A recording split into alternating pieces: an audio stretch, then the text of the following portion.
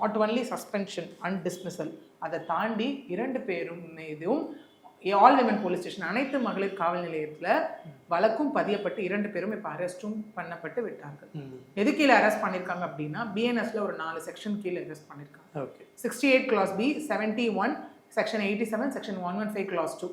இது என்ன சொல்லுது அப்படின்னா sexual intercourse by a person in authority, அதிகாரத்துவத்தில் இருக்கக்கூடிய ஒருத்தரால நடந்த ஒரு பாலியல் வன்புணர்வு.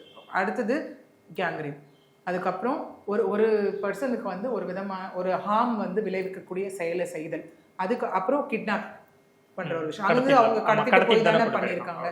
அப்புறம் வாலண்டரிலி காசிங் அவுட், தெரிஞ்ச ஒரு அவங்களுக்கு வந்து ஒரு கஷ்டத்தை கொடுக்கறது. இதுக்கெல்லாம் பார்த்தீங்கன்னா மினிமம், அதாவது 1 வருஷம், 10 வருஷம், 20 வருஷம், 5 வருஷம் இந்த மாதிரி பனிஷ்மெண்ட்ஸ் இது எல்லாத்துக்குமே இருக்குது. விச் இஸ் அகைன் நான் பெயிலபிள் அஃபென்ஸ். இவங்க இப்போ அரெஸ்ட் பண்ணப்பட்டு சிறையிலையும் அடைக்கப்பட்டுட்டாங்க.